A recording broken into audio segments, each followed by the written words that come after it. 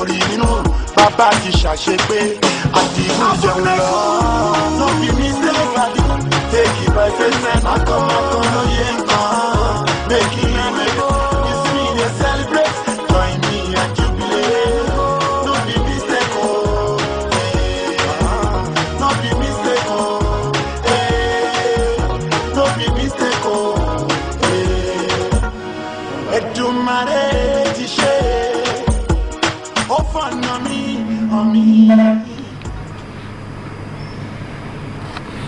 Welcome back. Now we're going to turn our focus to the Paralympics and the Special Olympics.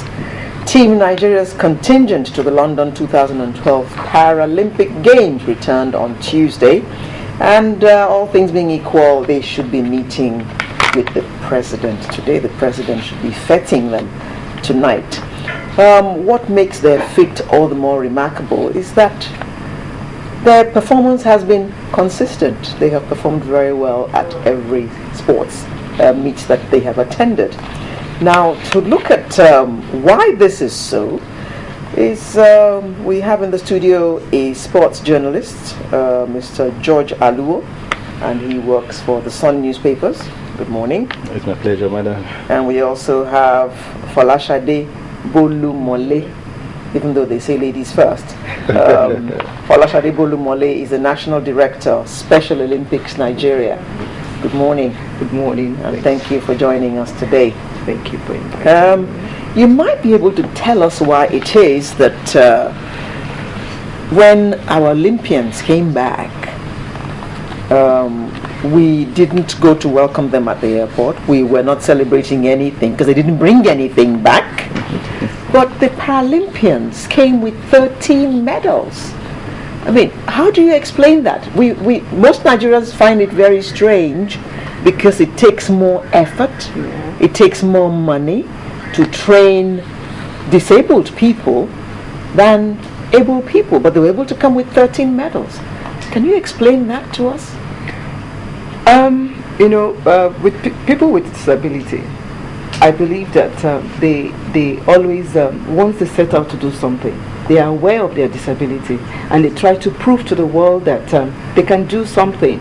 So they put in their efforts, they put in everything they have, to show that, you know what, I may have a kind of disability, but I can do it if you only give me the chance, So I was quite excited. People called me because they always mistake Special Olympics for Paralympics, and they were congratulating us that, oh, your people went out and they did so well. And I had to always explain to them to say that no, we are not Paralympics, but we all, work for the same disabled sports and all that, So they came back with so many medals.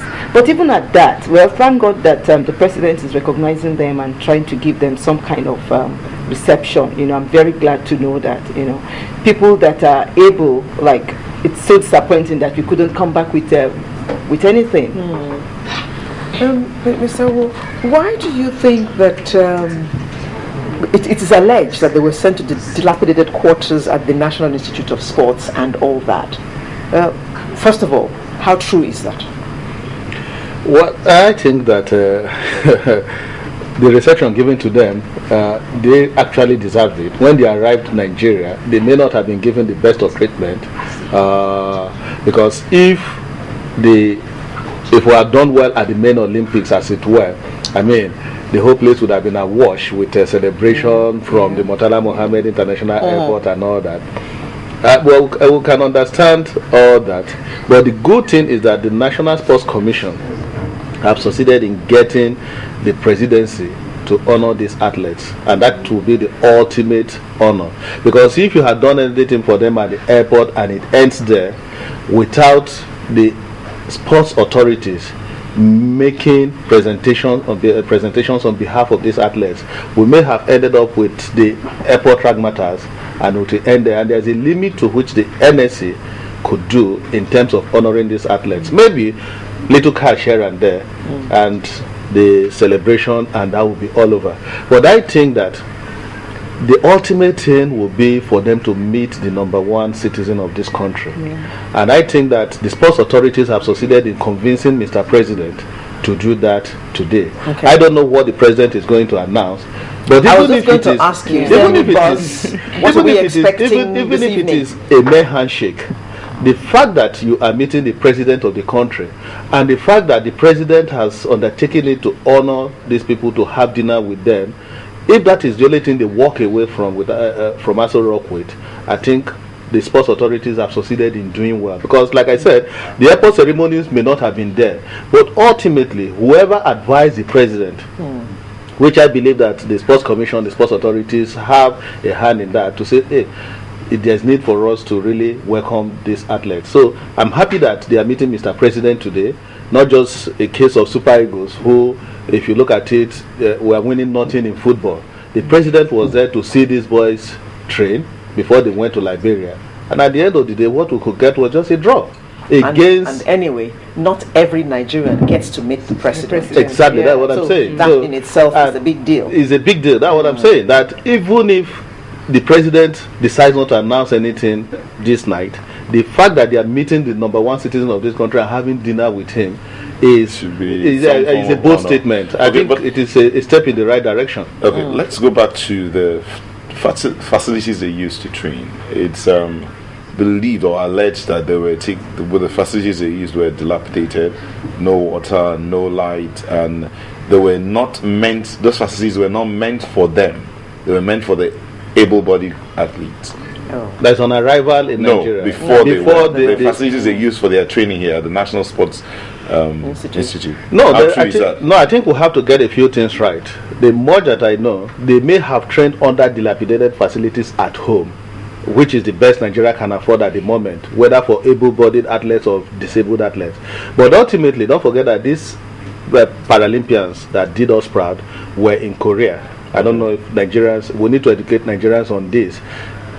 Just like the Olympians, before we went to London 2012, some trained in Germany, others trained in Korea, like Chukwumeriji and others trained in Korea. Our table tennis team, our weightlifters were in Germany, and then our boxers were in London before they now moved over to the Surrey camp. The Sports Commission equally put that kind of arrangement in place for the Paralympians, and that is a fallout of what we are saying today, that they did well. They didn't train at home, actually. They trained in Korea, and it was from Korea that they moved over to London. Okay. Yeah, they were in Korea for over close to 2 months thereabout, and it was from Korea that they moved over. So I think in terms of preparation, they had quality preparation. But in terms of facilities at home, we need to do something about our facilities, because even before our weightlifters left this country, they were in Owerri. They trained in Owerri. And the barbells under which they were training are even barbells that you don't even know the weight you are lifting. It is only when they got to Germany, and these were barbells that were procured before the 2003 All-African Games. And we're talking about close to a decade ago. So the facilities we have at home is not the best at the moment. And if you look at it, it still boils down to what we're talking about, the kind of money that we are putting into sports in the country. For you to have world-class facilities, you need to have adequate funding. This year, it is in the public domain. What the National Sports Commission has to maintain facilities is about 186 million. And you can't use facilities across the country. And you cannot use 186 million to even maintain a swimming pool. So these are the challenges. And what is the entire budget for sports in the country? I think if you go to the NNC website, you'll discover that what they have in terms of total budgeting is about 9 billion. And if you have 9 billion, probably they will spend about 4-5 billion on salaries and emoluments. And then you now go to competitions and all that. What do you now have? So there is need for us to take sports as one of the priority areas. Government should ensure that sports is treated the way we treat Ministry of Works, the way we treat Ministry of Education, the way we treat Defense. These are the big five. The Ministry of Works, the Ministry of Defense, Education, and a few other ministries. What about some of these other ministries that are considered as less important? And you know what sports can do to this country. Yes. I agree. Yes. But what about individuals and corporate organizations stepping in to work with government in the area of sports financing, for instance? Yeah, we have actually experienced that. We don't work very closely with government. For Special Olympics, we've had the corporate organizations and individuals come to our aid, to sponsor our programs. So we've benefited so much from organizations doing that for us. And by the way, what is the difference between Paralympics and Special Olympics? Special Olympics is an international NGO that provides sports for people with intellectual disabilities. When I talk about intellectual disabilities, that's those with Down syndrome, those with the autism syndrome, and those with some kind of cognitive delay in learning, and though our athletes may have multiple disabilities, so you find a Special Olympics athlete who is hearing impaired, or who has cerebral palsy, that we have that. But Paralympics, take all kinds of disabilities. The intellectually challenged, the hearing impaired, the amputees, the visually impaired, those with cerebral palsy, and any other kind of disability.